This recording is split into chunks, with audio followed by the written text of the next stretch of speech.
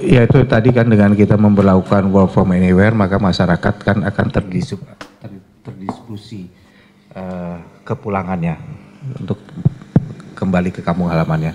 Harapannya seperti dengan semakin panjangnya waktu itu memberikan kesempatan pada masyarakat untuk memilih kapan mereka kembali gitu.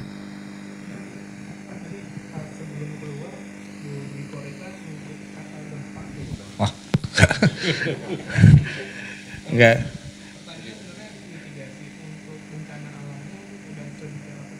Ya dalam konteks beliau memang pada untuk mengingatkan kita untuk harus selalu tetap waspada gitu ya. Jadi kita tidak boleh lengah atau mengicilkan apapun ya. Jadi kita terima itu sebagai masukan. Itu aja.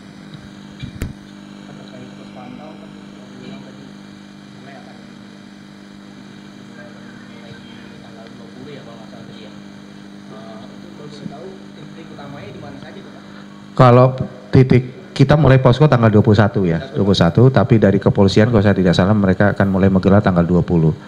Titik-titik itu kita seperti kalau kita mulai dari ujung barat itu di Merak, kemudian di jalan tol ya, di jalan tol, kemudian juga di arteri, kita siapkan titik-titik pantaunya. Di jalan tol itu banyak ya, kalau saya tidak salah itu ada di kilometer berapa tuh? Cikampek Utama juga ada ya, Cikatama ya.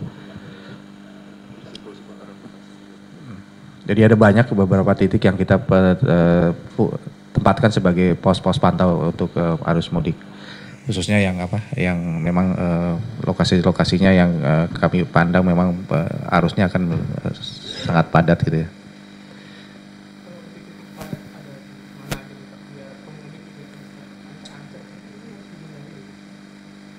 Rasanya sih padat, maksudnya itu ada di Cikatama kita ada 77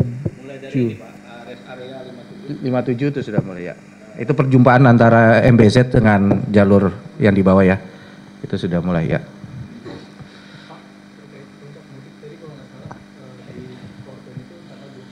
Hmm. 28 ya. 29 nyepinya.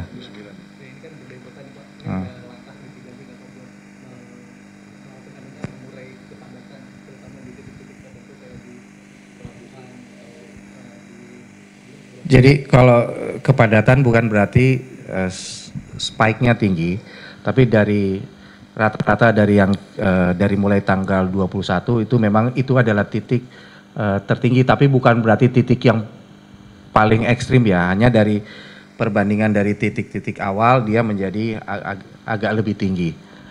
Namun kalau kita lihat penyebarannya, maka kita melihat bahwa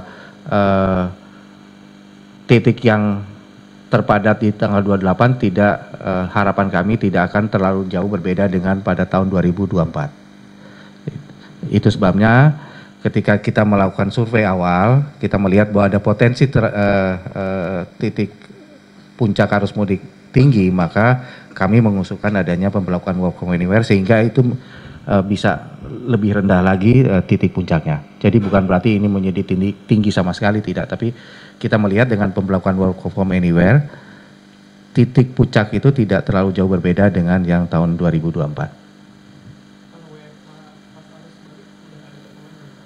Sejauh ini WFA pas kembali kita belum ajukan, tapi dari Dikdasmen itu sudah memberlakukan sampai tanggal 8, kemudian juga Kementerian BUMN juga sampai ke tanggal 8. Kemenpan RB belum memberlakukan pada saat kembali.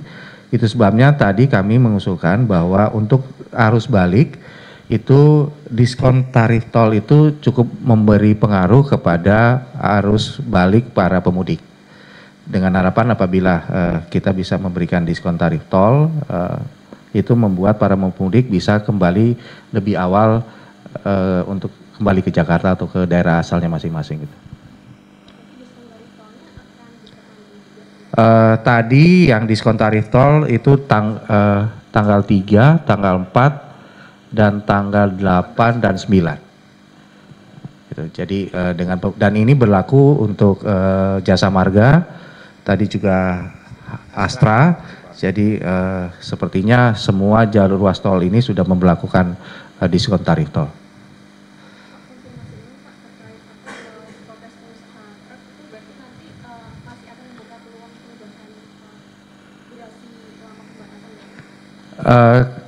Itu kan sudah disepakati oleh tiga dalam bentuk surat kesepakatan bersama ya, SKB dengan antara tiga institusi, Dirjen Perhubungan Darat, kemudian Korlantas dan Jasa Marga.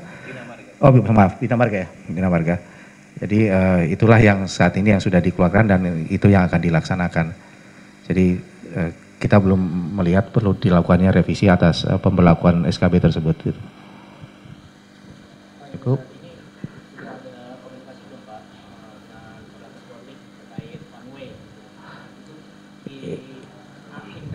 Itu nanti dilihat pada situasi di lapangan.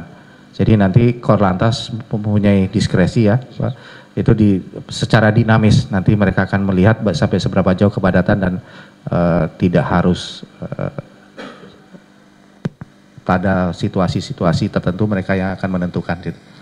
Saya rasa dengan pengalaman Korlantas yang sedikit sudah menangani Lebaran, Korlantas tentu bisa mengetahui kapan harus diberlakukan rekayasa lalu lintasnya.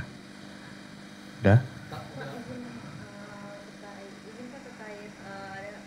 Baru hari ini di viral video di Ombudsman Bekasi itu memarahi seorang sopir angkot yang katanya tuh cuma gara-gara beliau tuh lupa membayar KIR selama 3 hari itu dibagi 1,5 juta. Kalau KIR itu adalah kewenangan Dinas Perhubungan setempat, jadi mungkin bisa ditanyakan kepada Dinas Perhubungan Bekasi ya tadi ya? Iya. Ya mungkin bisa ditanya, karena KIR itu menjadi kewenangan daripada Dinas Perhubungan Kabupaten atau Kota, bukan kewenangan Kementerian Perhubungan.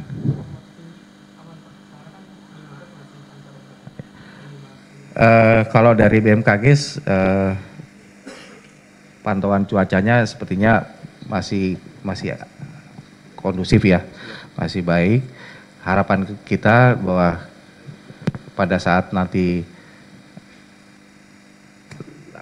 pelaksanaan angkutan Lebaran cuaca tidak menjadi jelek lah. Gitu. Harapan kita ya. Amin.